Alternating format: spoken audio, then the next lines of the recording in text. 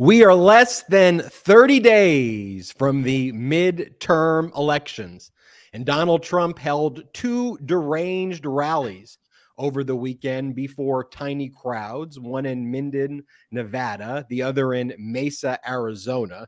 Some weird and dangerous stuff going on there, and hopefully reminding the voters the stakes this midterms. Did you see that photo also of the MAGA Republican candidate for governor of Arizona, Kerry Lake, vacuuming that tiny red rug for Trump before he spoke? Under his eye.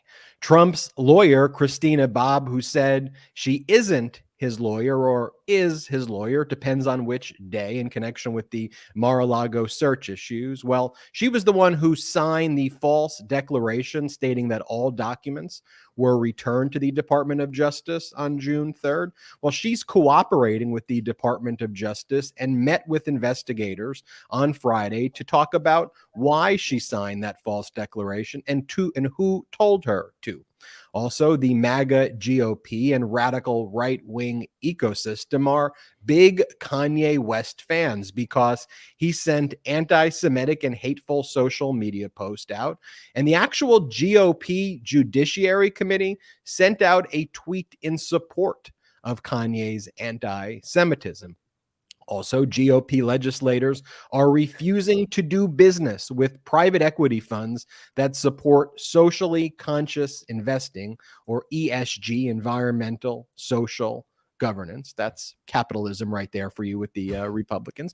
A new poll from YouGov America shows President Biden's approval ratings at 47% amongst registered voters. And protests erupt at the University of Florida as they announced that Republican Senator Ben Sasse from Nebraska, who has taken strong anti-LGBTQ positions, is their only candidate to become the next president of the university following a secret selection process for a public university. This and more on the Midas Touch podcast. I'm Ben Meiselas. Brett and Jordy, how are you doing on this Monday? Brett. I am always in just utter disbelief. I think every time you break down the topics that we are about to discuss, and every time we're like doing the outline for the podcast, it just seems fake. The news just seems fake that's coming in because it's all just more disgusting than the next. You know, I got to have a little kind of mini break over the weekend. It was my wife's birthday. I got to escape to San Diego for the weekend. I got to be a little off the grid momentarily, but oh boy, was I knocked back to reality once I decided to check my Twitter feed and see what was going on with Kanye West and these Trump rallies over the weekend. And it's all just more disgusting than the next. You know, it's just really hard to tolerate. And it's really hard. It's so disgusting to me that we can't just look at something that's objective reality and condemn it and say, listen, that is wrong. And I think that's one of my biggest problems I have with politics right now. And it's unfair for me to call it politics. It's the biggest problem I have with the rot in our politics, which is this MAGA Republican Party. Jordy. Oh, man. Brett, I don't know how you came back from your 48-hour, if you could call it that, vacation, and then absorbed all the news at once. I mean, I was exhausted just getting the news, you know, hour by hour, what was happening this weekend. It was exhausting. And I got to say, though, to be here with you is great. I mean, I don't know how you did it. Yeah, and I got to say that there was one really cool thing that we came back to, and I'm really excited to share this with the Midas Mighty. As everybody here knows who may be following us, we were invited to the White House a few weeks ago to go and cover the event for the Inflation Reduction Act. Such an honor to be invited to an event at the White House, to be able to sit in a briefing with President Biden himself. And one of the cool things about coming back was I opened up my mailbox and I had an envelope from the White House, which was pretty incredible to see. And I opened it up, and I want to share this with the Midas Mighty because I think it shows how important this movement of the Midas Mighty truly is and how far-reaching it is. We got this letter from President Biden himself, and you can see it right here. I'll read it for the audio listeners. It says, "Mr. Brett Meiselas, dear Mr. Meiselas, thank you for joining me at the White House to celebrate the Inflation Reduction Act. I am grateful for all the ways you are using your platform to educate and inspire your audience here in America and around the world. Never stop asking hard questions. Your voice is powerful. Sincerely, Joe Biden. I mean, what an honor, guys. I mean, who would have thought, a couple of years ago that we'd be getting letters like that from the president? And I'm going to take that to heart. We will never stop asking the hard questions here at Midas Touch, at the Midas Media Network, and we will never stop calling out fascism for what it is. As we are recording this live, I want to take our viewers and listeners to Ohio, where there is currently, as of the time of this recording, a Senate debate taking place between pro-democracy Democrat Tim Ryan and MAGA extremist J.D. Vance. And I want to show this first clip from the debate that just happened, where Tim Ryan slammed J.D. Vance for being part of an extremist movement.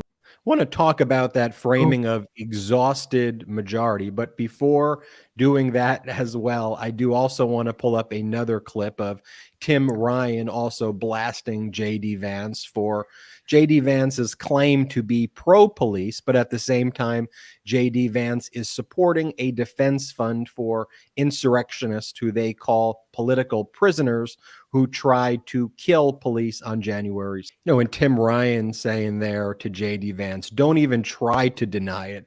We have video of it because got the receipts, buddy. Because what these MAGA Republicans are doing, though, is they take the debate stage and they pretend that they're not for total abortion bans, which is what their positions are. They say, I would never support that. That's not what I actually believe in. Then when it comes to issues also like their view of overturning the Obergefell decision, rather than answering those questions directly, just basically saying, oh, it's precedent. The Supreme Court's never going to disturb it, so I'm not even going to answer questions like that. It's that type of gaslighting we've seen on these MAGA Republican debates. But Brett, what do you think about the framing there of the exhausted majority, as Tim Ryan likes to call it?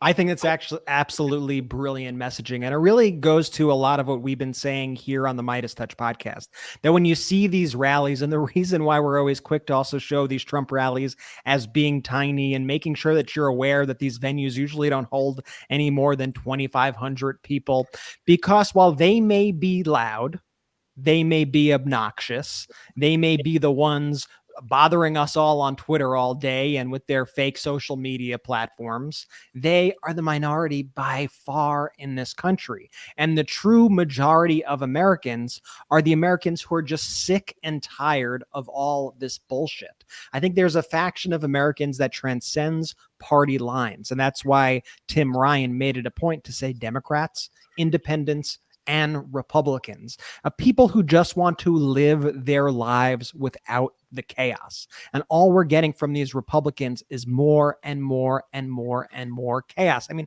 think about where the chaos originates from on nearly any topic. All the things that we read to you in the beginning when I said, Ben, those topics are nuts. Like, these are crazy things that we're speaking about on the show. It's all because of this Republican extremism. And I'm frankly disgusted at this point watching, and this has always been a thing from the beginning of time with these primaries, from a primary to a general election, where a person running for office on the Republican side will go to their most extreme to get their base for the primary, and then they try to pivot to the middle during the general election. But it's never been more obvious than right now, because that base, that MAGA base, is a fascist, autocratic, authoritarian base. And so trying to distance yourself from those positions, trying to distance yourself from wanting a total abortion ban, trying to distance yourself from supporting the people who attacked police officers on January 6th and actually directly raising money for them. We are seeing this happen now with these MAGA candidates across the country. And frankly, it's like you need someone to call it out. You can't run and hide from these positions. It was a couple of weeks ago you were saying this stuff. Come on. Brett, drop the mic after that response, Brett. That was fire, man. Hey, what I just want to say is Tim Ryan, there you go. Tim Ryan, man. I mean, that's the candidate for Ohioans.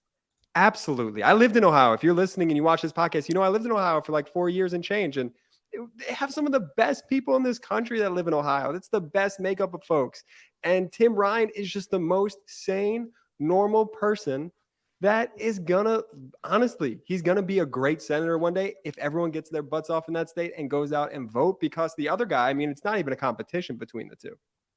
Speaking of the exhausted majority, Brett, you made the point about why we showcase some of these fascist traveling circus Trump rally events to let people know the stakes of these midterms, that this is ultimately, when you're talking about J.D. Vance, who you showed up there, who put the suit and tie on and was trying to sound like a rational actor, he ultimately supports a cult leader who holds these fascist rallies and believes in all of the things that we are about to show you and is supportive of the overthrow of our democracy. You can't get more extreme than that. So let's bring everybody to Minden, Nevada, where the first rally took place on Saturday. Brett's been, for those audio listeners, Brett's pulled up just some photos of these small crowd sizes, both in Mesa, where there was these plastic fold-up chairs. You know, you're talking about maybe 1,000 people, maybe slightly more. In Minden, we're talking about a city that only has less than 4,000, 4,500 people who live in Minden. In Douglas County, the entire county in Northwest Nevada, we're talking about 45,000 people there. So it's a small county, a tiny, tiny crowd. And before the events begin, they have the radical right extremist networks who speak with the individuals who attend these rallies, so you can get a taste. This is, again, the exhausted majority needs to look at everything we're about to show you and say, wow, we cannot let this group of people get into power. So here's just one of the random sample of people who's interviewed before these fascist rallies. And it's a individual who says, I love Vladimir Putin, who's trying to get rid of the U.S. biolabs in Ukraine. Play the clip. With the Russia and the Ukraine conflict, what's your... My opinion, I grew up in 40 years, under the Russian thing. And I love Putin. I love Putin. Putin is making the right, what the American people is built over there. He wants to clean them out, He wants to get rid of Americans? Clean them out? Clean them out, all the biochemical place, everything, and the nuclear thing. Yeah. We'll have to talk more about this. We don't need to. It would be an SNL skit if these people weren't so dangerous. Can I be honest? The first time I heard that clip, I thought she said that she loved poutine, which is a delicious dish in Canada that I really love. And then I realized she was saying, my poutine lovers know what I'm talking about over here. But then I realized she was just straight up regurgitating Russian propaganda. But I think it's important that before we go into the next clip of these nuts. Come on. That people realize, like, this is what is going around right now on right-wing social media, like, and by mainstream people who people listen to at large. And it happens from Tucker Carlson, who's probably the main purveyor of it, but then it filters down to all these people, to Charlie Kirk, to Candace Owens, who we'll speak about more in the show, and to all these quote unquote right-wing influencers, which is a term that I detest. But they're all spreading these lies about America. And I've had people who I know who've been entrenched in the MAGAverse who have messaged me and said, oh, come on, you know that this whole Ukraine thing is just a money laundering operation for the Bidens and the Obamas. I'm like, no, I do not know that. You just state that like you're being fed lies. Like, you're being fed lies. And this woman right here at this crowd is somebody who's been indoctrinated into the cult, who's being fed propaganda day in, day out, being told that there are U.S. they always pick words that sound scary, right? Biolabs that are produced, I think it's somehow tied to COVID and Anthony Fauci and all. I mean, it's nuts. And that's why it's so important. By the way, anytime you're listening to these clips and you're like, these people are nuts, what are we going to do? Check your voter registration. Check the voter registration of everybody you know. Make sure, because the exhausted majority that Tim Ryan speaks of, we need to show up in greater numbers than these people. Okay, Ben. Then you have the one of the entertainers before the show sings a song called the Mar-a-Lago anthem. And it's a song about how Donald Trump had the right to steal records and keep them in Mar-a-Lago, and how the DOJ shouldn't have conducted a validly executed search warrant at Mar-a-Lago. They did a whole song here. Just play a part of this and then I'll let you end it shortly. We don't need to have people listen to the full. Mar-a-Lago in the hot sun. Some fought the lava we know. Some won. Some fought the lava we know. Trump won.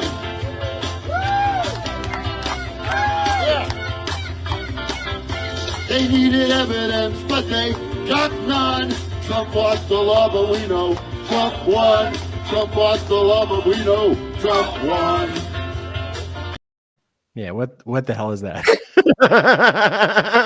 I mean, that is who the Republican Party is today. Brett, to your point, when you said this shouldn't be a political issue, but in 2022, the Republican Party, the MAGA Republicans who want to be in power to make decisions over your life, your family's life, your community's life, this country. J.D. Vance, the person you saw on stage who just tries to be, oh, shucks, I don't believe in any of these things.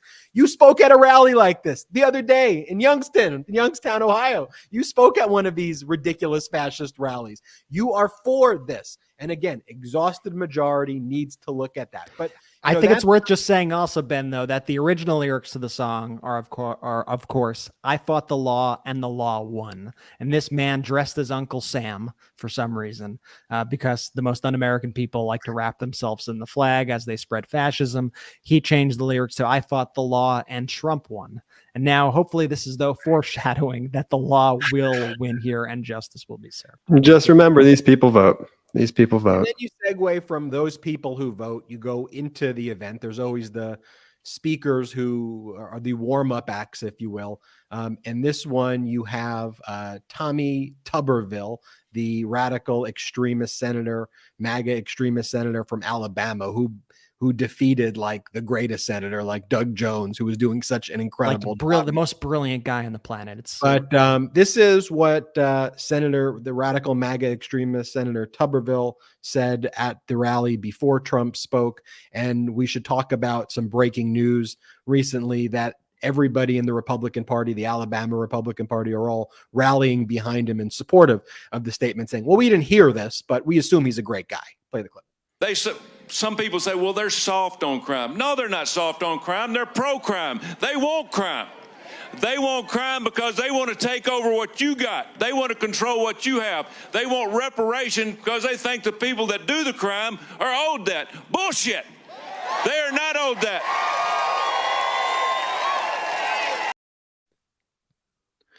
And so what he's saying, just to repeat the sentence again, he's saying he's saying Democrats want crime because they want to take what you got. They want to control what you have. They want reparations because they think the people that do the crime are owed that, basically saying that anyone who wants reparations is a criminal. You don't get more directly and overtly racist than that. That's not a dog whistle. And then this is what happens. You then have the Alabama GOP chairperson, John Wall, who responds just very recently, quote, I did not watch the rally, so I don't know the exact context of the remarks. However, Coach Tuberville, okay, he's not a coach anymore. You don't just get to be called coach. Coach Tuberville, it's not an honorific you have for your life. Honorific. Not once a coach. Coach Tuberville. Racist Tuberville, fascist Tuberville is well known for his work with people of all backgrounds, both on bullshit. I'm not even going to read the rest of the statement, but this was the same tactic that they used for Trump. It takes you 2 minutes to read or to look at a statement. And then they go, I didn't even watch it. So I just know he's a great person. I didn't watch it. I didn't listen to it. You should actually read it and take responsibility and spend. What else are you doing, John Wall? Like legitimately, what else as the Alabama chair of the GOP party? Yeah, it's basically your job is to respond. Come on. He watched it. He watched it, but that's just what he's hiding behind. Jordy, we know he watched it. The point is that Jordy's like, wait a second, bombshell. I'm pretty sure he watched it. The point is the gaslighting. But again, that is what goes on at these events before Trump speaks. And then you have Trump basically takes the stage and starts spitting these ridiculous conspiracies. He's very focused, though. You know, he's very nervous now on these search warrant issues. We'll talk about what he said in Mesa, Arizona in a little bit. But he was obsessed at this Nevada rally about George H.W. Bush. Obsessed. We need to investigate George H.W. Bush, the deceased former president George H.W. Bush, because he's saying that George H.W. Bush hid classified records in a Chinese restaurant / bowling alley. So it's a Chinese restaurant. Is that like a Taco Bell Pizza Hut? Just play the clip. George H.W. Bush took millions of documents to a former bowling alley and a former Chinese restaurant where they combined them. So they're in a bowling alley / Chinese restaurant. Dude, just brain worms. Do you remember that song, by the way? The Taco Bell Pizza Hut song? I think it was Kentucky Fried Chicken and a Pizza Hut. McDonald's, that one. No. I got no. That wasn't it. It was I got my Pizza Hut. I got my Taco Bell. I got my combination Pizza Hut and Taco Bell. You never heard this? Oh, this is a jam. No. But apparently never heard of it, and no plugging people who don't actually sponsor the Midas Touch podcast, even with some. I'm just joking. And so lots of focus there. I think one of the things he mentioned again, how proud he was of the January 6th crowd. He talked about in the Minden, Nevada rally, that the January 6th crowd was the biggest crowd ever. But that was the Nevada rally. Oh, one of the things also I should mention as well, that one of the speakers before one of their tactics is just to blatantly just lie about statistics. So you had one of the speakers before, Michelle Fiore, who's on the Las Vegas City Council, and she talked about unemployment currently being 10%, and under Trump it was slightly above 3.3%. Like, totally false. I think under Trump during COVID, it was actually around 15%. Now unemployment is literally the lowest it's ever been. And I checked the stats for Minden, Nevada. As of the time of the speech, unemployment was actually 2.2% under the Biden economy. But they just lie about it. They just make up just totally fake numbers and lean in on it. But let's go to the Mesa event right now. Again, it was on the sand patch. The reason they had to do it on the sand patch dirt road was because Trump previously did a speech at Mesa in 2018 and never actually paid the city for all of the costs associated with it. He owes the city about $65,000. So they literally just picked a plot of sandy land and they did it here. And so before Trump speaks, this was one of the weirdest moments. Carrie Lake, who's running for the MAGA extremist position, she's running as a MAGA extremist for governor of Arizona, literally vacuuming this little red throw rug, which they call the red carpet. Tiny crowd, tiny red rug, tiny you know what else of Donald Trump, but all very, very tiny things for Donald Trump. But then you have, so here's the thing. This was the person's name, Brett, Benny Johnson. Benny Johnson, yeah. Benny Johnson. So I don't know who Benny Johnson is. But apparently he's this leader of that Turning Point USA, that MAGA propagandist group that does all those. Can I give you a little Can I give you a little bit of background on it before we go into this? Okay, so what you don't know about Benny Johnson, because why would you know anything about Benny Johnson? Is Benny Johnson is a MAGA influencer for a reason. Why? Why do people become MAGA influencers? Because they are usually caught doing something wrong and they can't get jobs in the mainstream. And so they ultimately become MAGA grifters 100% of the time. This is like, if you look at most of the people's stories in the MAGAverse, that's their story. And so Benny Johnson was actually a writer at BuzzFeed News, and until it came out that he had plagiarized just about every single one of his pieces. He couldn't actually write. All of his stuff stolen. So he gets fired from BuzzFeed and he floats around a bunch and he ends up with Turning Points USA and becomes this just Trump sycophant, embarrassing, shell of a human being who does a horrible Tucker Carlson impression on Newsmax. I mean, that's who this guy is. And that leads us to this post, which I'll let you do your best to describe here, Benjamin. Yeah, I mean, so Brett, pull up the post right now. The post says, this is a real photo of Carrie Lake vacuuming the red carpet before meeting Donald Trump. It's funny they call it a red carpet. It's like a little piece of a rug. It's like a section that they give you to sample the rug. A member of Carrie team. It's a free sample. You're right. Pull it back up. A member of Carrie team told us she insisted on personally making sure the carpet was spotless out of, quote, respect for the office of the president of the United States, not the president.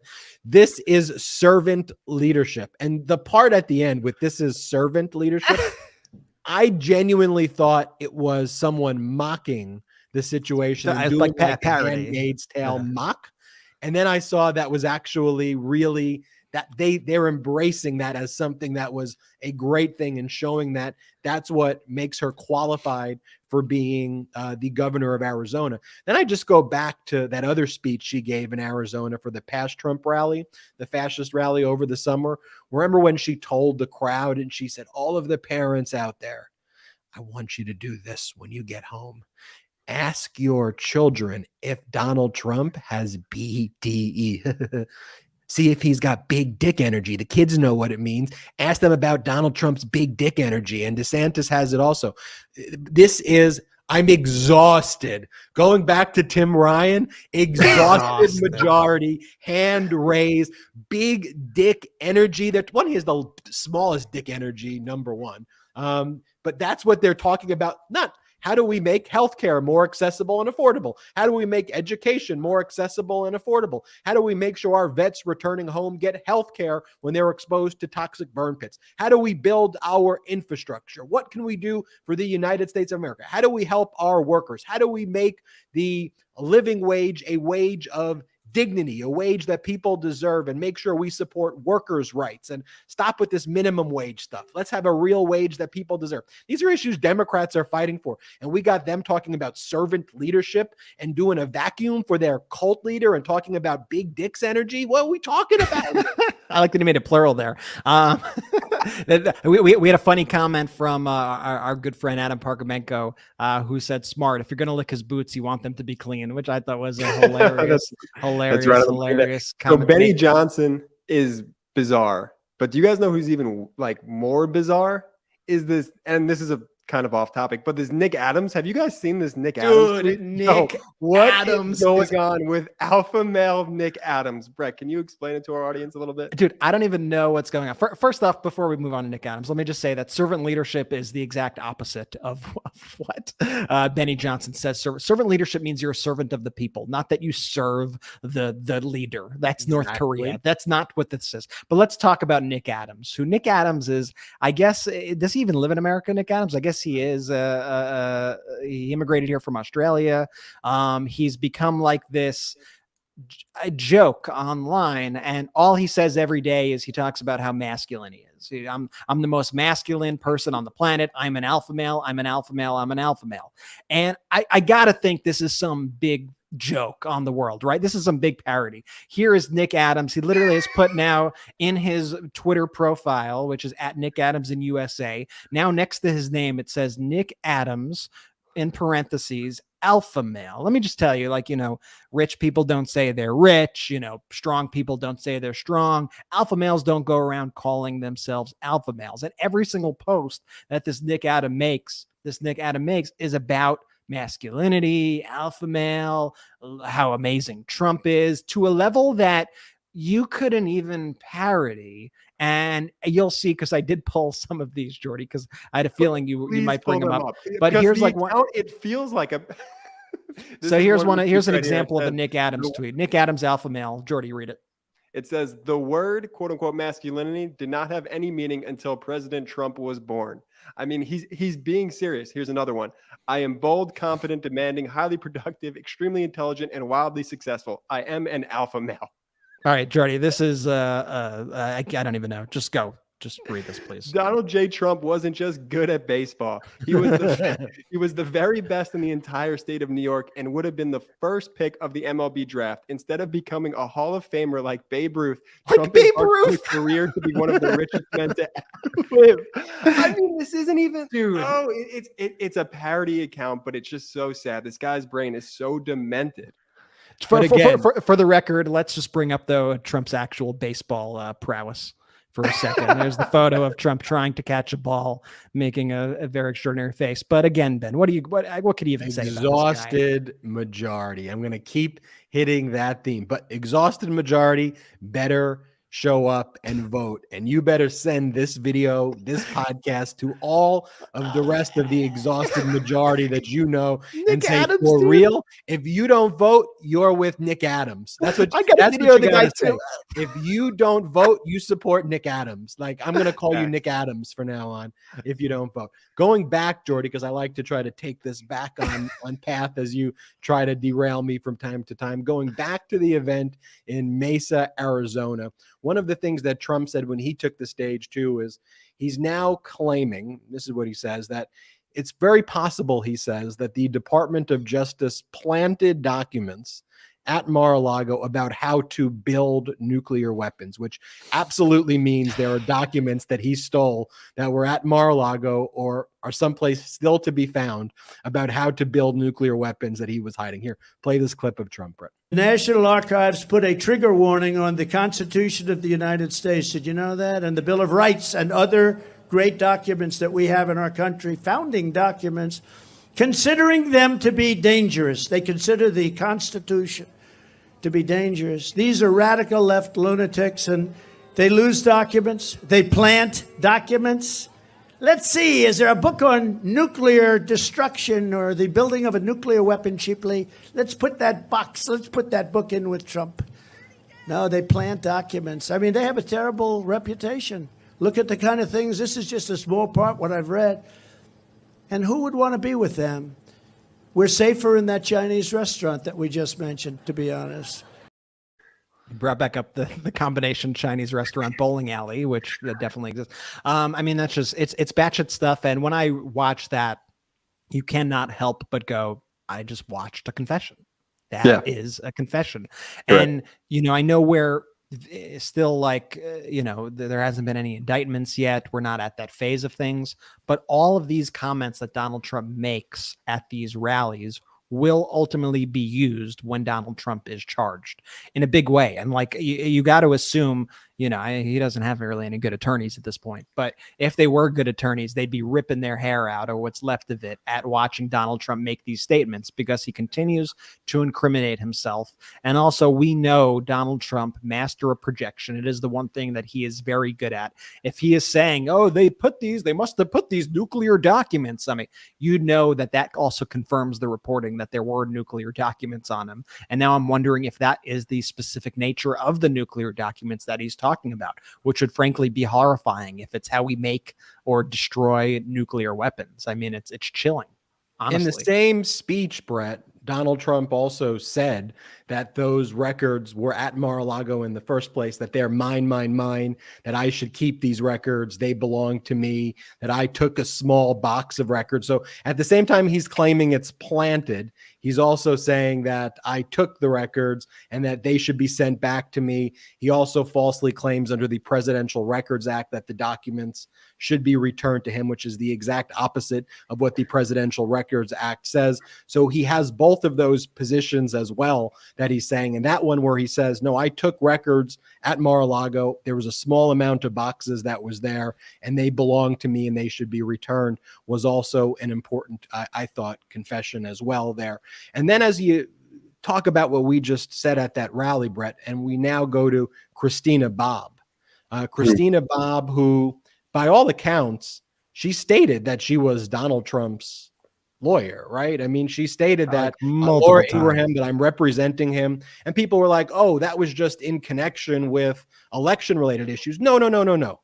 Specifically, as it relates to the search warrant executed at Mar-a-Lago, I saw it. I heard it with my own eyes. Yeah, don't you gaslight me here. Don't you gaslight me here. In fact, you know, it became such an issue that because Trump took no action after the initial search of Mar-a-Lago and Christina Bobb kept going on all the shows, the thing that ultimately made Trump make this Hail Mary throw that ultimately ended up sitting with Judge Eileen Cannon was Laura Ingraham calling out Christina Bobb on the air for not taking actions that Laura Ingraham thought the Trump legal team should be taking. That's how you even know even further. Like it was directly connected through that Fox News, that all those hits that she was doing on Fox News. And now we're finding out that Christina Bobb has been actually cooperating with the Department of Justice, has been at least answering their questions in regard to the Mar-a-Lago search. And Ben, what's she doing?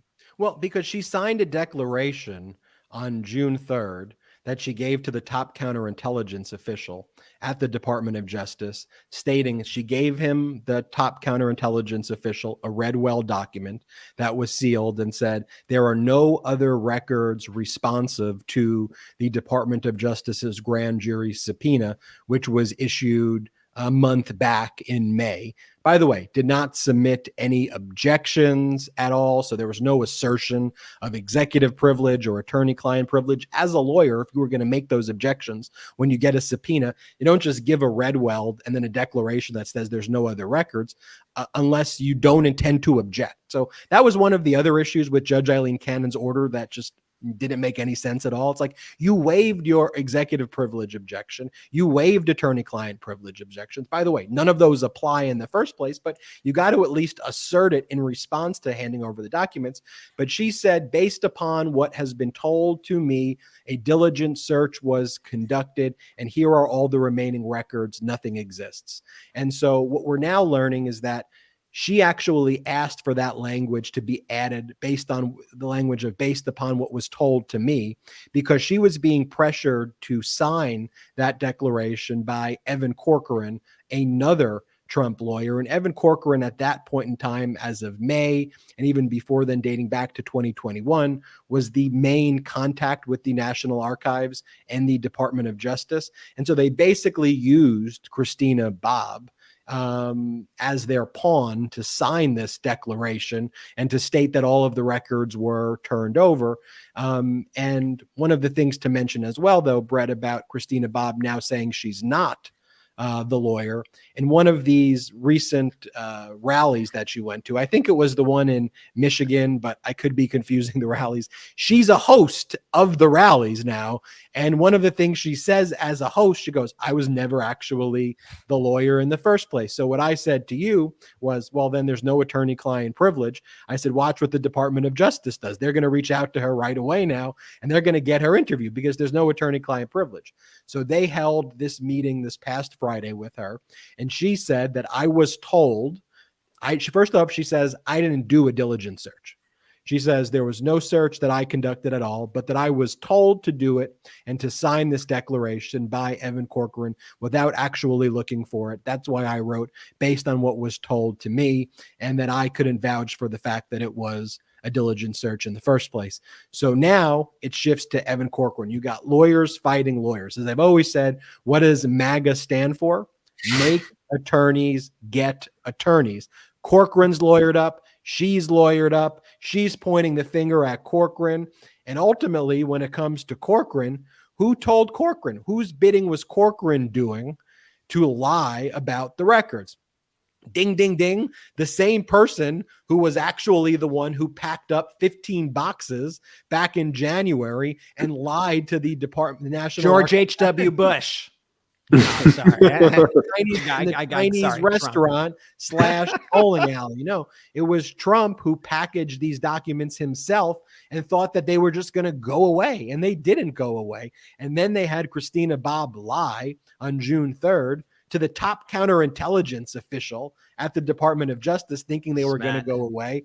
And then on August 8th, within the first few minutes of the search, boom, they find these classified records, which some of those records now appear to be nuclear secrets. Regardless, they are the highest level of top secret classified records. And now what we also know about this investigation is that there was 40 some odd folders marked classified or marked for military eyes, that their contents were completely empty, and that there are more documents missing, which the Department of Justice has let Trump lawyers know that they believe there's still documents being hidden in places like Trump Tower and Bedminster and other locations. But this was a big story today, that Christina Bobb turning against, not necessarily turning against, but pointing the finger at another Trump lawyer for making her sign a false declaration. But still, it's like, you're an adult, Christina Bobb. That's what I was going to say. Right. At what point can you not?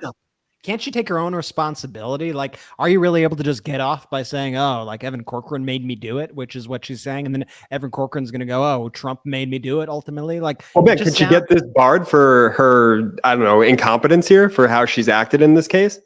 The short answer is yes. The broader answer is, it seems from the article that I read, with the way they said sources familiar said that she likely isn't, a criminal target. It seemed like she was the source of it, trying to send a message to Corcoran and others, is how I interpreted, or someone from her team. What a was healthy the underlying world of relationships that they've got there. But this is what MAGA does, and this is what we talk about all the time. They all just blackmail each other. They all try and throw each other under the bus. And I think she felt like she was being thrown under the bus because, well, she was thrown under the bus. And now she didn't want to just go down with the sinking ship. She wanted to take people down with her who were complicit. I And think Jordy, that was your point, though, why she said that she wasn't the lawyer, even though you can't just say, I'm not wearing my lawyer hat. So when I do something unethical, I can't lose my law license for it. Like, you're always a lawyer, like lawyers who get DUIs, lawyers who engage in acts of moral turpitude while not being a lawyer can still lose their legal license for not conducting themselves consistent with the ethical standards of a lawyer. So if that was her intent, the outcome is not going to be what she anticipates, but she's clearly distancing herself from that lawyer role. And one thing to mention as well, we're recording this on Monday. On Tuesday, the Department of Justice brief is due before the Supreme Court in connection with Trump's petition to vacate the 11th Circuit's order.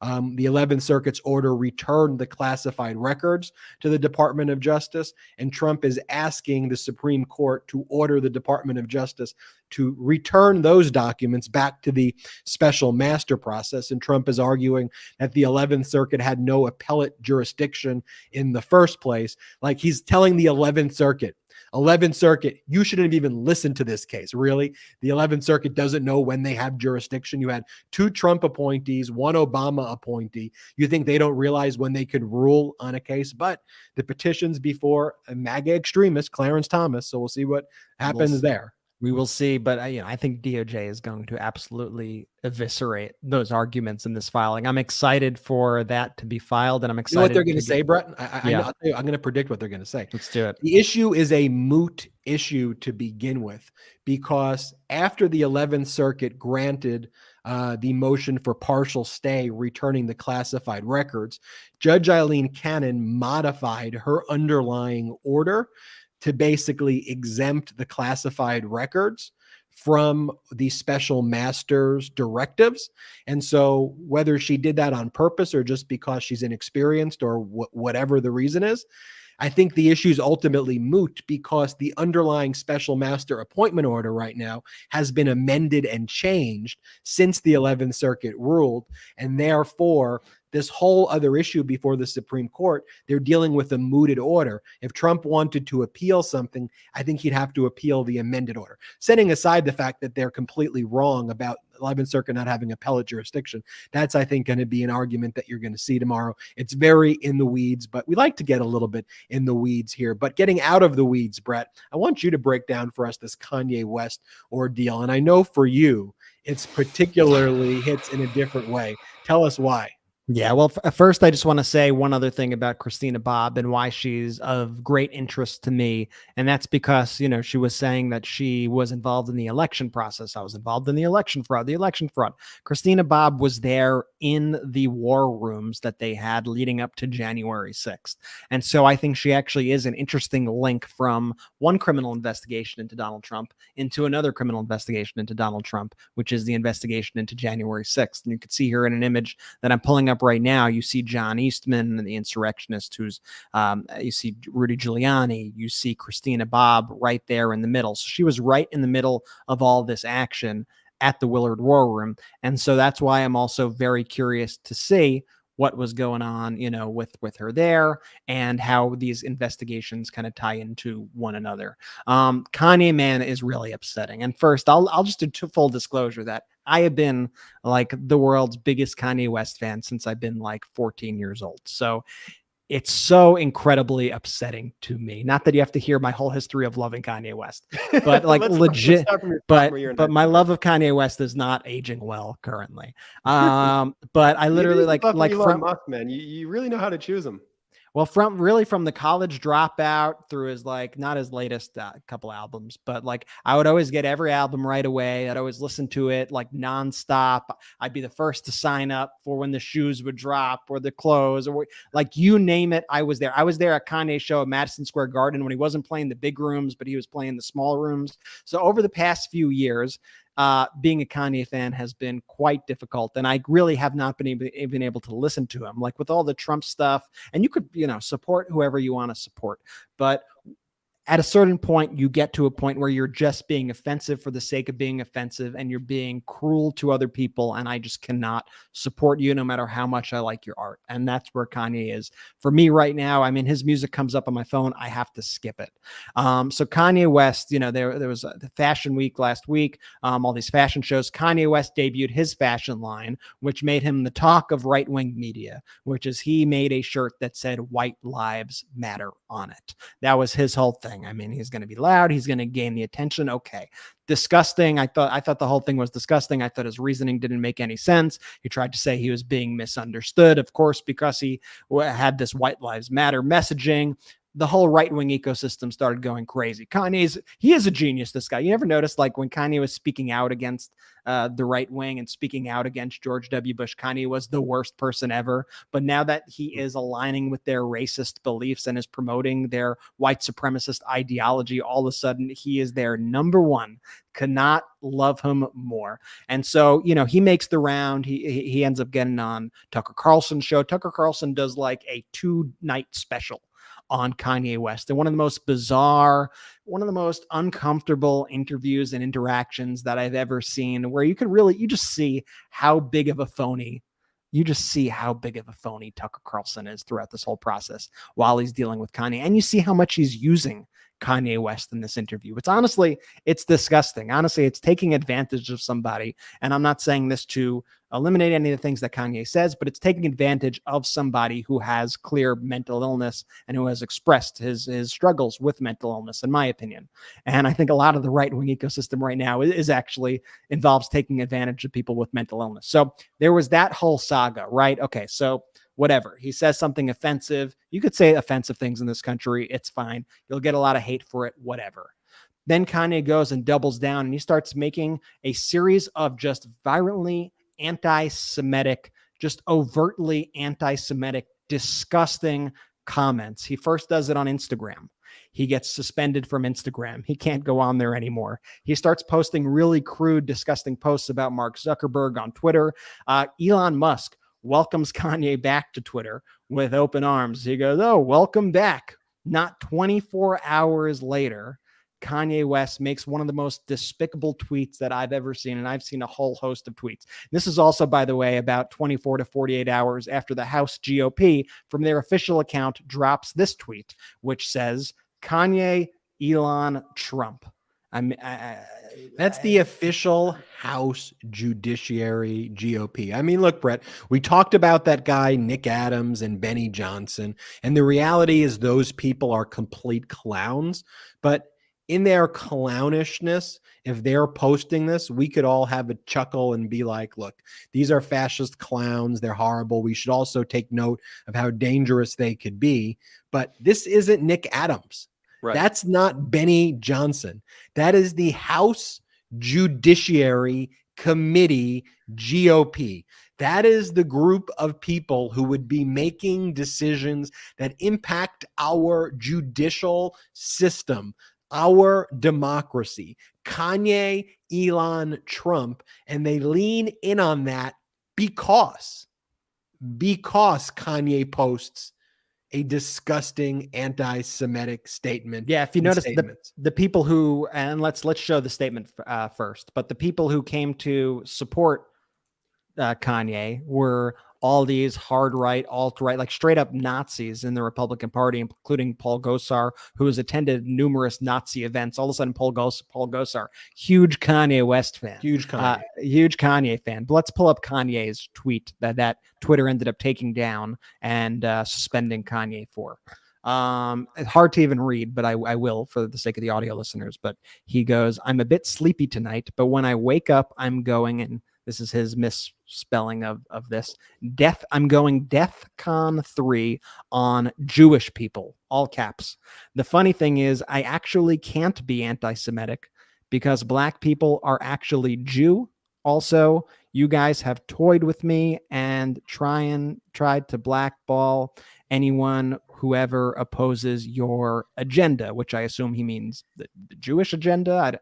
I don't know what he's exactly going for there, but you really don't get any more overt than that. You don't get any more overt by saying, when I wake up, I'm going DEFCON 3 on Jewish people. Whereas I've never went to sleep with thoughts that the next day I'm going to go after a religion or a race or anybody. You ever go to sleep going, tomorrow I'm going DEFCON 3 on the Jews?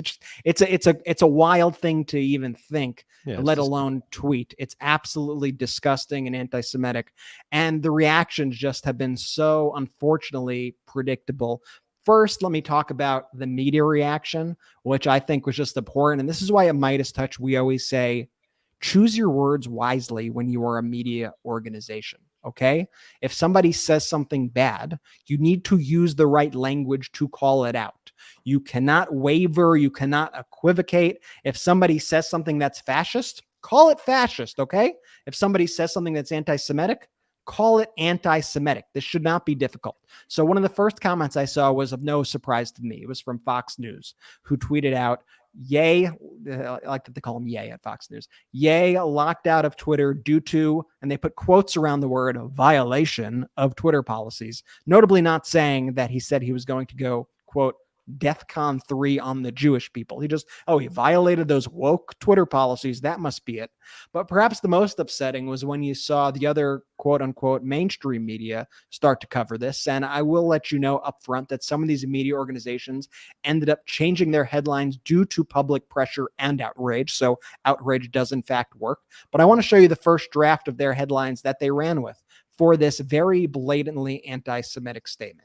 So here are 4 posts. You have the Associated Press, you have the New York Times, you have the Wall Street Journal, and you have Reuters. And so Reuters said Kanye West Twitter, Instagram accounts restricted over alleged anti-Semitic posts.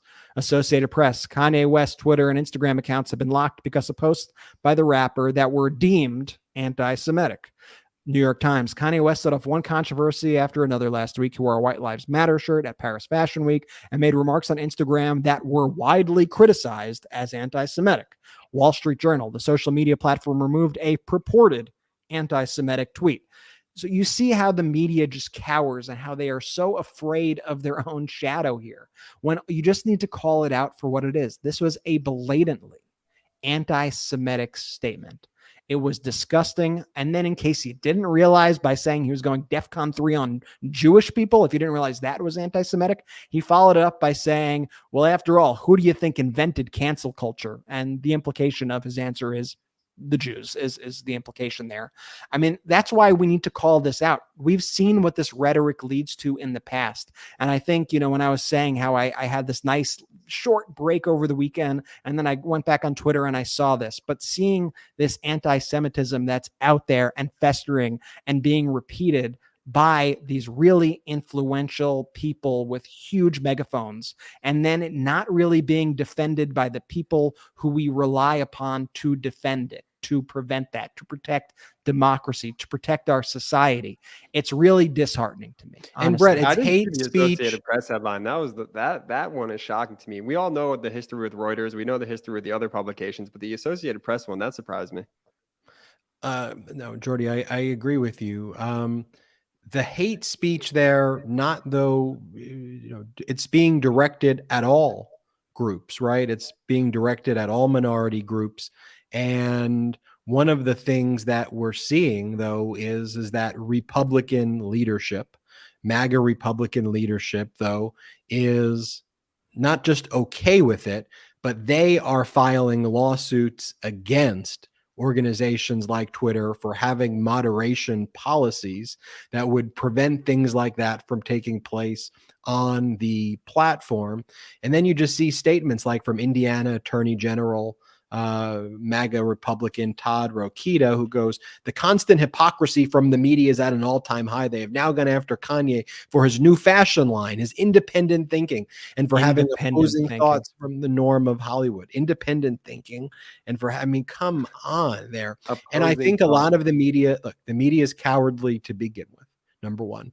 But number two, they are also in a situation where they are intimidated by MAGA Republican attorney generals and people who sue them all the time for not using a word like alleged. And they are so afraid of their own shadows right now in this climate that ironically they've allowed to fester by not calling it out in the first place. There's now a situation where they've basically allowed these groups to have power over their ability to speak the truth by not calling it out. And if they don't, it's only going to get worse, Brett. But great breakdown of Kanye. Jordy, any comments you want to make there at the end of that about the Kanye situation? That was a great wrap up of it. I mean, it's just really sad to see play out. And look, you could have mental illness, but that doesn't excuse you from being like clearly anti-Semitic and spewing hate. You ultimately have to differentiate, but between the two. And it's just really sad to see the Kanye, just devolvement in all of this. It just shows really, though, it's kind of all aspects, right? It's the Republican Party's quick nature to defend anybody who says anything racist. And coincidentally, anything in the realm of independent thinking. Oh, he's a free thinker. That's why you don't like him. He's a free thinker. Being a free thinker always tends to mean spouting Nazi type rhetoric to Republicans. I mean, if you realize anytime they say, oh, you're just being a free thinker, that's why they're mad. Always the case. Russian propaganda. And I think they always about disinformation. Yes. And it's also the same line of tracking with I'm just asking questions. It's on that same trajectory of all that nonsense that they always say. Yeah. And, I think they also, unfortunately, I think it's disgusting. And like you said, Jordy, I'm not excusing what Kanye's saying in any way. Having a mental illness does not make you an anti-Semite. Those are two separate, distinct things. Let's be clear here. But I do think the Republican Party jumps at the opportunity to take advantage of people with mental illness. And I think that's actually, I think a lot of the MAGA movement is about that. And I think when you look at even what they're doing in Georgia with Herschel Walker, I think they're taking advantage of Herschel Walker as well. Once again, doesn't absolve Herschel Walker of all the horrible things that he has done, but I think it's very clear what the Republican Party is doing there. And then you have the people in power who go and start defending that rhetoric and defending that behavior. And they try to deflect by saying, oh, but I support Israel, as if that's the case in point. And the Indiana AG, when he started getting heat and by the way, all those comments were made after Kanye's anti-Semitic remarks, the one that Ben made, when the AG of Indiana started making the comment. And this is the guy who smeared that doctor who ended up performing the life-saving abortion procedure for that young girl. He doubles down with this. My post was specifically and clearly aimed at the hypocrisy of the media and Hollywood elites. I'll tell you right now, as a Jewish person, that saying it was aimed at the media and the Hollywood elites is just another way that these people go and say the Jewish people, that Kanye West said. This is another dog whistle to that. Not anything to do with his other comments.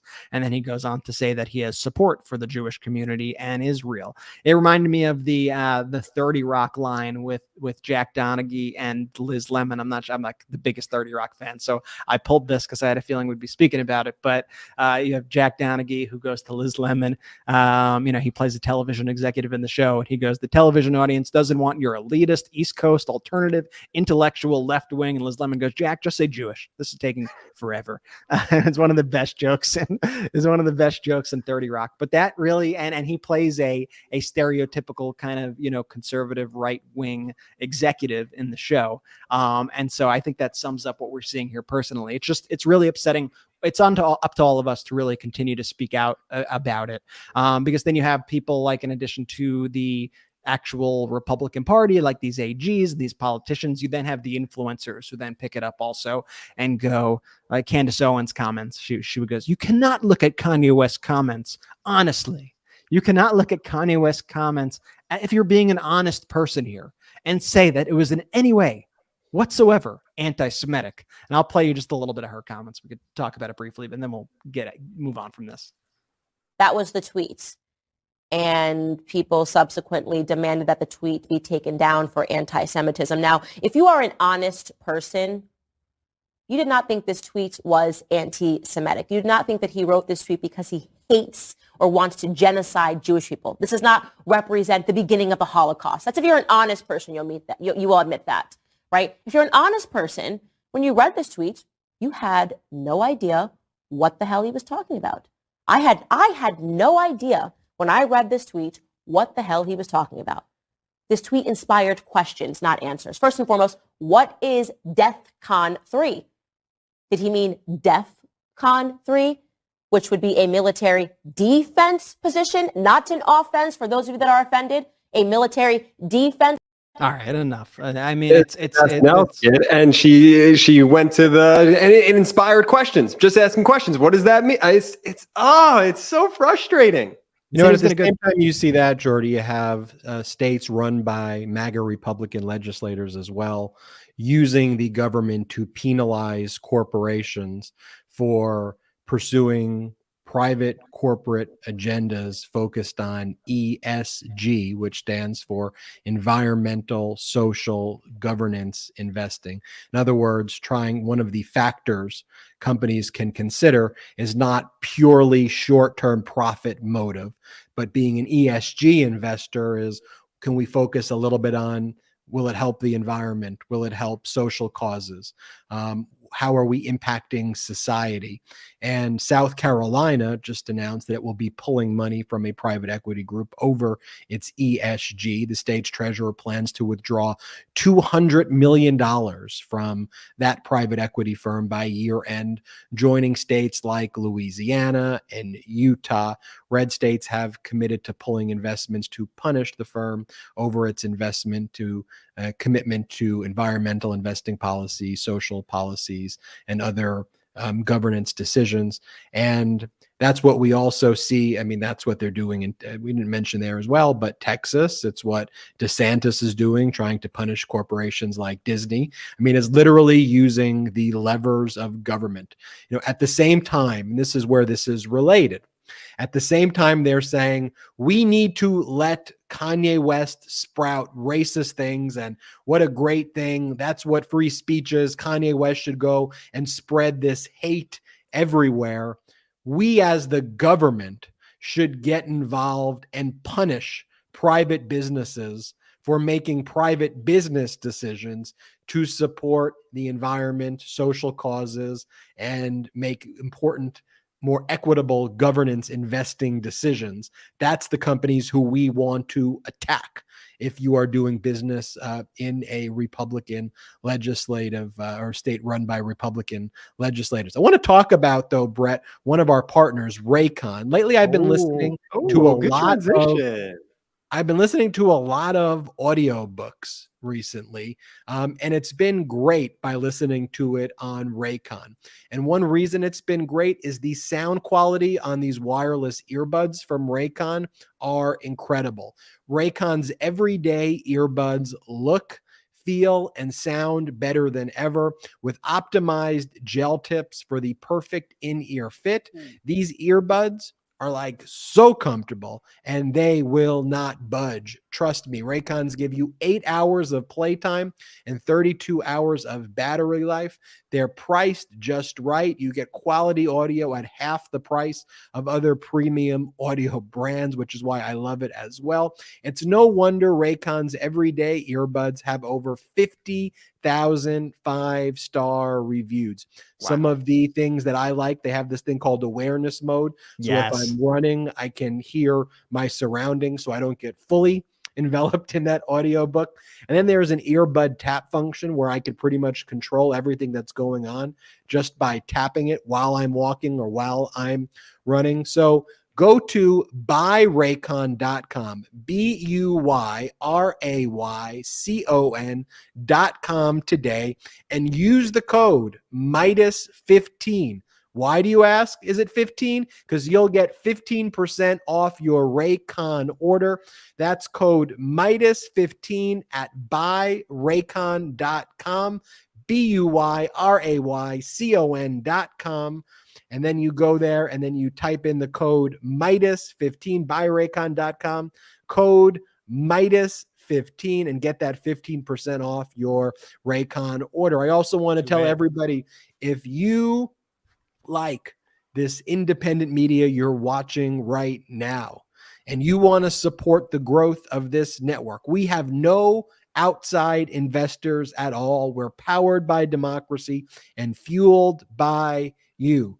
So head to patreon.com/MidasTouch, patreon.com/MidasTouch. There's different exclusive benefits there, including your name can appear at the end of the Midas Touch podcast as an honorary Midas Touch producer. There are other exclusive benefits as well. You get postcards from me and my brothers, exclusive podcast, other behind the scenes features, and more. Brett's showing the thank you to our producers right now. For those listening on audio, head to patreon.com/Midas Touch. And also, now's the time to get the best pro-democracy gear before midterms. Head there, get it quick at store.midastouch.com. We have Row Your Vote shirts, Rowvember t-shirts, Convict or Convict 45 shirts, and more. The best pro-democracy gear at store.midastouch.com. 100%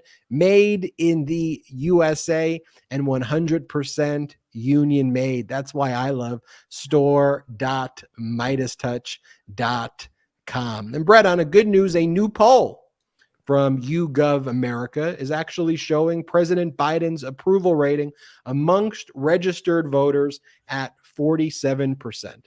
You want to talk about the exhausted majority? I am happy that we have an adult in a leadership position whose just head is down and is just working and trying to deal with these issues, foreign and domestic, are not easy issues. Like coming up with solutions to these problems are challenging, and you're going to be criticized for it when you deal as an honest arbiter of difficult problems. That's what solving adult problems is like.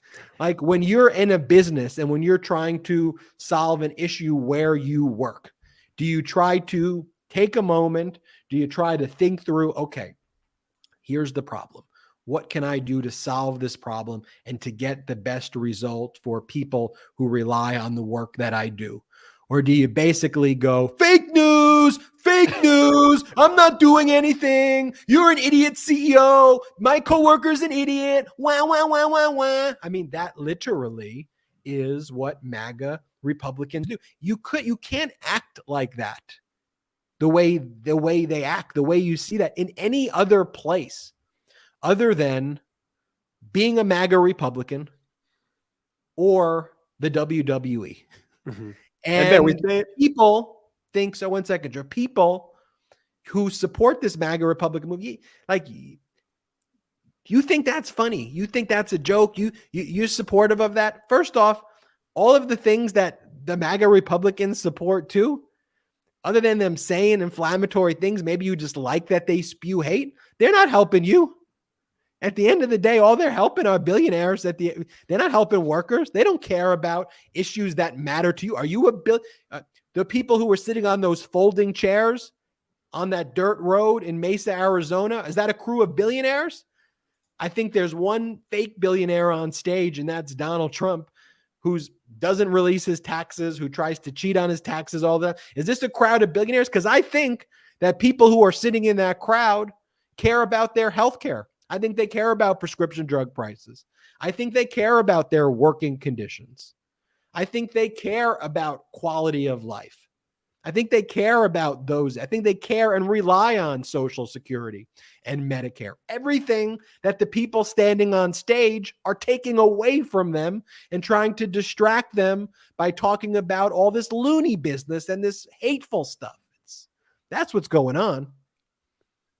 And Ben, we say it all the time in the show, and that was very well said, my brother. But we say it all the time in the show. we don't elect leaders because problems aren't going to arise. No, we elect leaders because inevitably problems will pop up. And we want the most sane, competent folks in that power of position to make the decisions. We don't want we don't want them tweeting out policy. We want them gathering with the administration that they've, assembled and putting the best foot forward for the American people. And that's why I think Biden's approval rating, I mean, if you've been listening to the show, we've been updating you on the approval rating every week, basically, and it's been chipping away. He's going up and up and up in that approval rating. It's great to see at 47%. Yeah, this is definitely the highest that it's been in a really long time. And, it just goes to show you, and it's why I say so often, the Republicans lie about literally everything, because I really wish they didn't, because I would like to have honest conversations, because I'd like to move the country forward in a lot of respects. We have a whole host of problems, but it becomes really hard when you're dealing with a party that doesn't accept fundamental truths. They're just trying to create their own reality, and then they're feeding it to this base of people who may be even well-intentioned. I don't know these people personally. I just see who they support.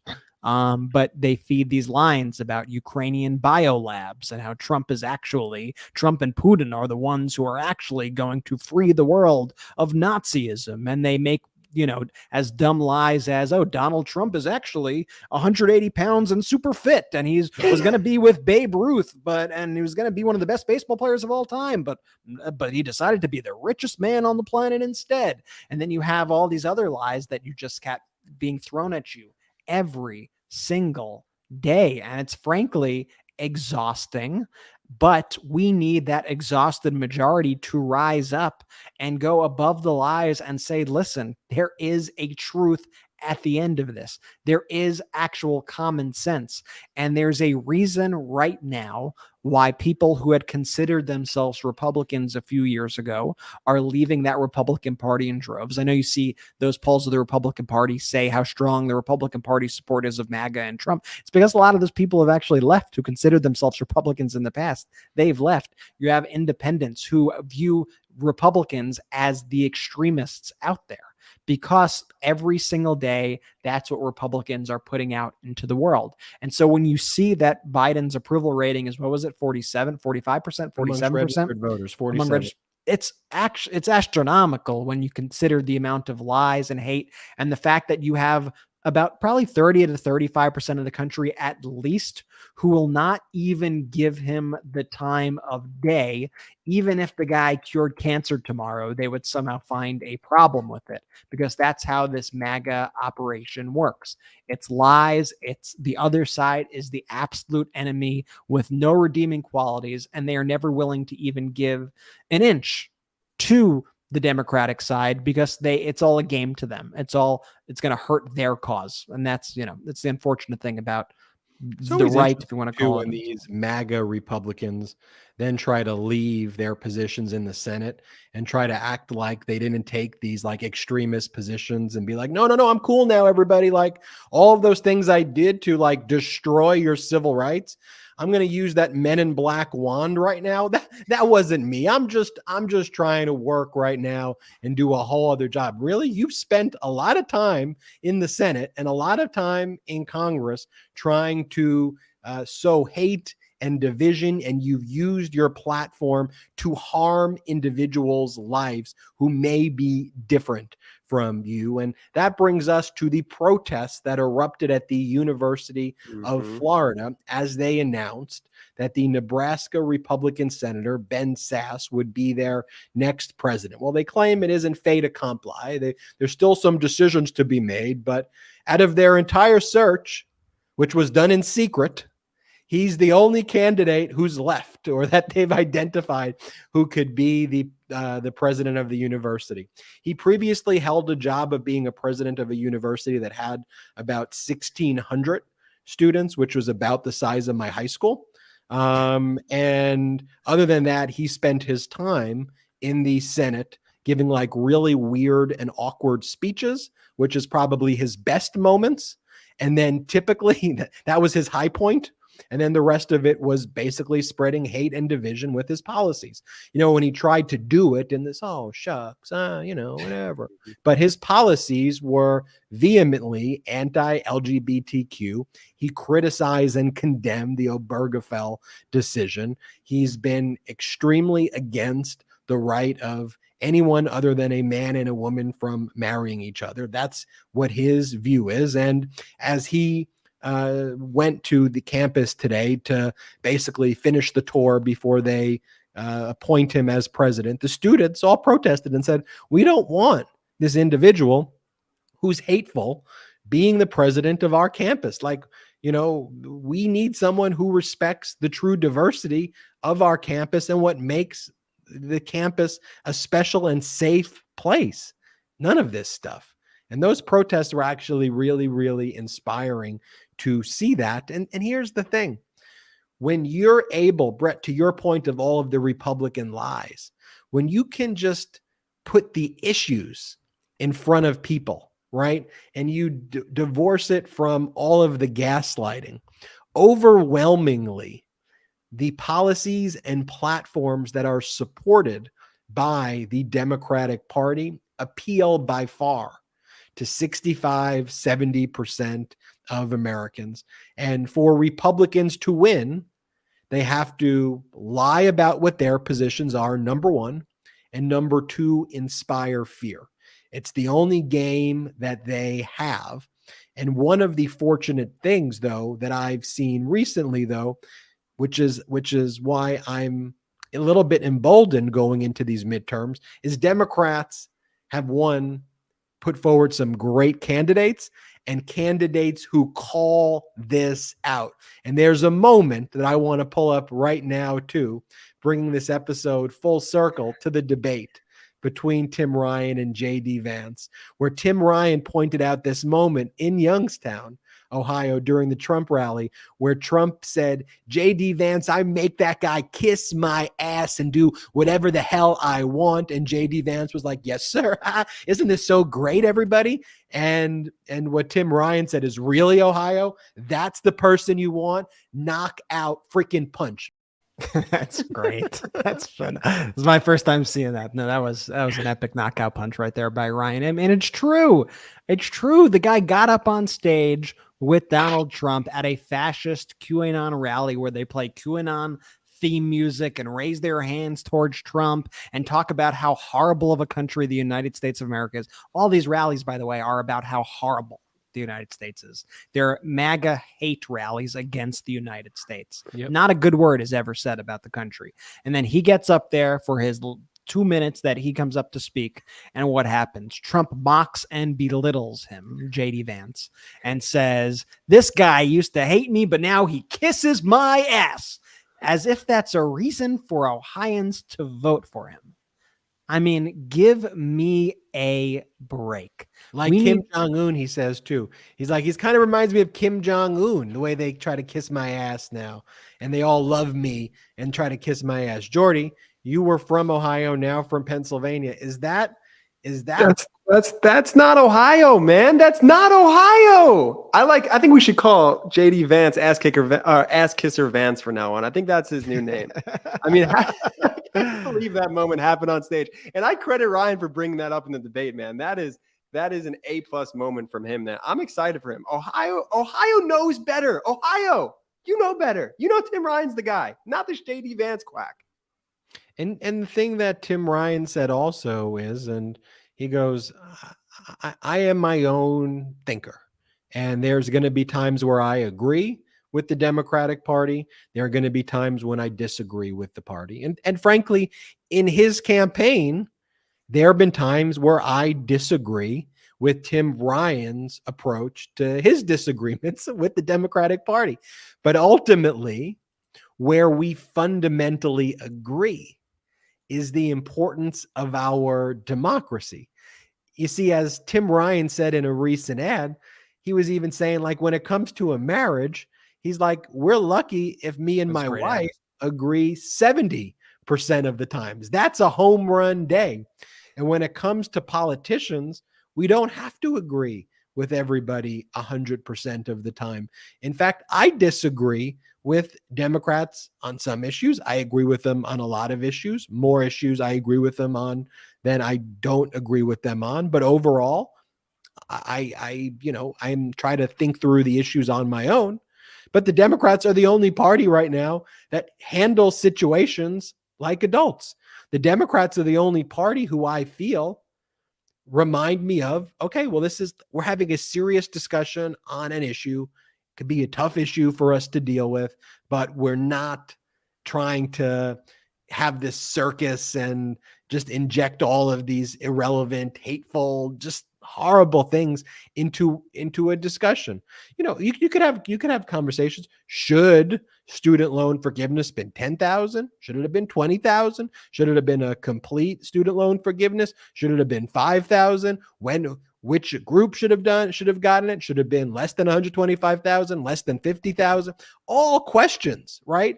But at least we're trying to fundamentally address an issue of a real problematic student loan situation that is actually preventing people and serving as a bottleneck from individuals becoming productive workers in this country, right? Like, we're trying to solve the problem ultimately. Same thing. We're talking about, prescription drug prices.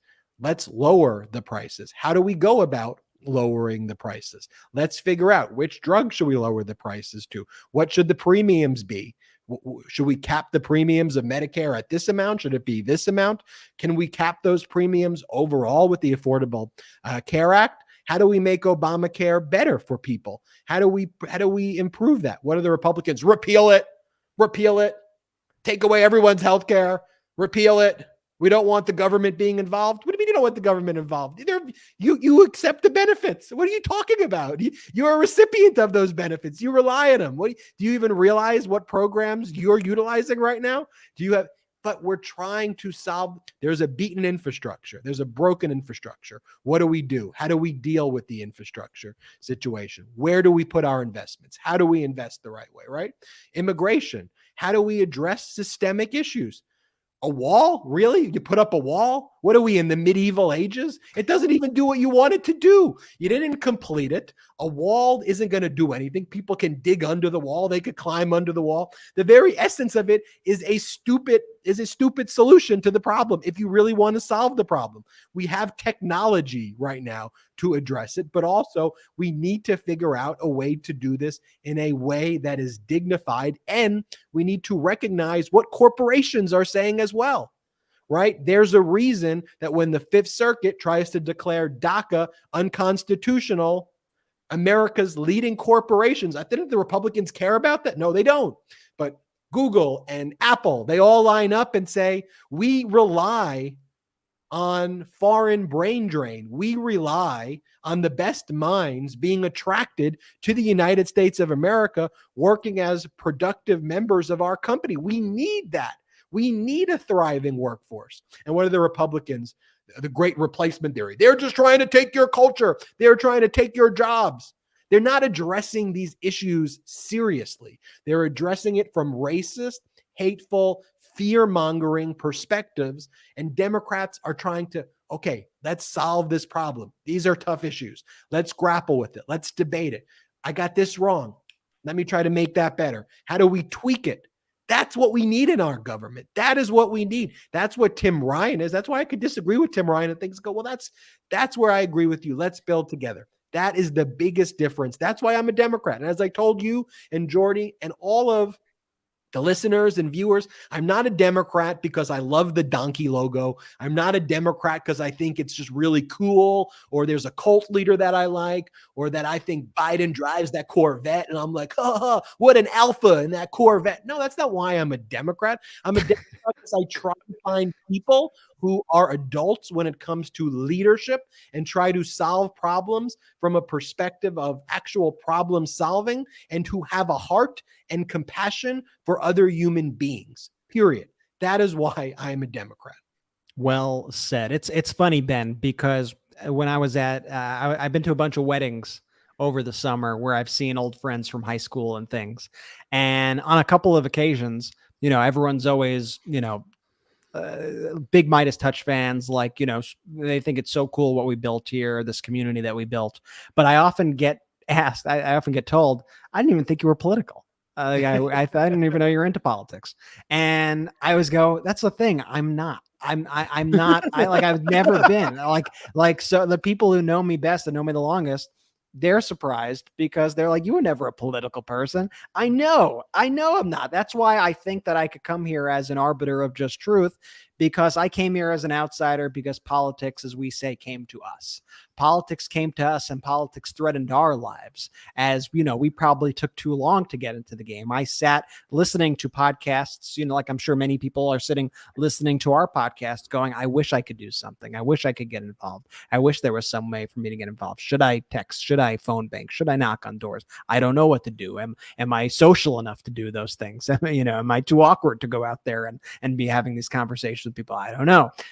But ultimately, the scourge of fascism coming to our shores, COVID coming to our shores, and having Donald Trump, a maniac, lie about it, and seeing all these Republicans continuously lie and gaslight us about all these issues, big and small, it forced our hand here. It forced us to come into the game. So we're going to do what we're going to do on our end. I hope that you're going to do what you're going to do on your end. We have now less than 30 days, less than 29 days, something like that, until election day. And this election will have reverberating effects, not only for the next couple of years, but for generations. And this will have a major impact also on 2024. And if those elections, get accepted, if we have the right people, if we put in these election deniers into Secretary of State races, which I hope you are paying attention to, that would be a massive problem. So check your ballots up and down the ballot. Secretary of State, judgeships, local school board election, whatever's on your ballot. You need to make sure that you are voting, make sure that you do the research and get it done, because we are now relying on you, as Tim Ryan calls it, the exhausted majority, to rise up and shut up this small but loud minority of folks who sit in lawn chairs on dirt patches at Donald Trump rallies and raise their arm in allegiance to him. You are the ones who could stop it. You are exhausted, but don't get tired. Don't get tired. Get energized. Want to give a special thanks to our sponsor, Raycon. Everyone check out buyraycon.com. Use the code Midas15 for 15% off your Raycon order. And now would be the time also, if you subscribe on our YouTube channel, great. If not, hit the subscribe button right now. And if you're watching this on YouTube, head over wherever you get your audio podcast and search for Midas Touch. And make sure you also subscribe to Midas Touch on the audio podcast. You know what? Play it a little bit too. Maybe take a walk. Maybe get those Raycons and listen to it, or whatever you got. You like that. But listen to it as well. It helps with the algorithm, helps keep us as one of the top 50 podcasts in the country for news. So make sure you subscribe there. Leave a 5-star review as well. And I want to say this. I love the Midas Mighty community. And so no matter what, the best way you can help is just by spreading these videos, sharing, retweeting, reposting, talking to your family about it. This is where you put these videos and these podcasts into action, because the Midas community is not just a passive community of people who watch these videos, shut it off, and then close our eyes to the reality. Now is when we get activated, and we need you to go out there, share this video, spread these messages, talk to your family members. If you also want to get involved, though, in helping to grow this network more, one of the ways you can do that is by heading to patreon.com/Midas Touch. Go to patreon.com/Midas Touch. There are a number of exclusive benefit packages there with behind the scenes footage. You can become an honorary producer of this Midas Touch podcast. Additional, you can get postcards for me and my brothers and more. But most importantly, you'll help grow this podcast. And for those listening, Brett has just put up the thank you to our honorary producers. We can see the honorary producers there who joined that honorary producer tier. If you want to see your name on there, we would so appreciate it. Head to patreon.com/Midas Touch. And also for the best pro-democracy gear, check out store.midastouch.com, store.midastouch.com. We've got the Convict or Convict 45. We got some great, Jordy, we still have the Midas Touch caps. We still got the those Midas hats. Touch caps, man. Those are selling out like You gotta wear wildfire. the Midas gear. You gotta wear Midas Touch gear. Come on, what are you doing? Go to store.midastouch.com. Whether you get one of the tees with the great messages or the sweatshirts with the great messages, or just sport that Midas Touch hat. Let the world know that you are a member of the Midas Mighty. So great spending this time with you. So great that I didn't even realize that we did this for 90 minutes. It's a long show.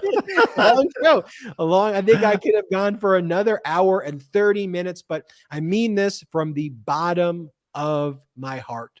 Midas Touch is nothing without you, the Midas Mighty. Period. Full stop. This is not some network that's sterile, that just is, it's a corporate network. You're looking at it. You got me and my two younger brothers, and we're powered and fueled by you and democracy. That is the secret sauce of this. And we rely on you to spread these messages and to spread the word about these pro-democracy issues and this pro-democracy community. Jordy, I got criticized because on the last Legal AF, I think I saw forgot that. to do the shout out. You saw that. Why? How did you forget? You can never forget that. I just want to say this was a great episode. And as always, shout out to the Midas Mighty. Can't forget that.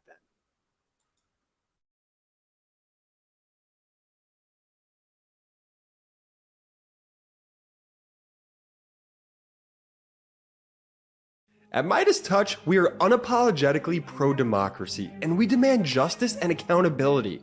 That's why we're spreading our message to Convict 45. That's right, gear up right now with your Convict 45 tees and pins at store.midastouch.com.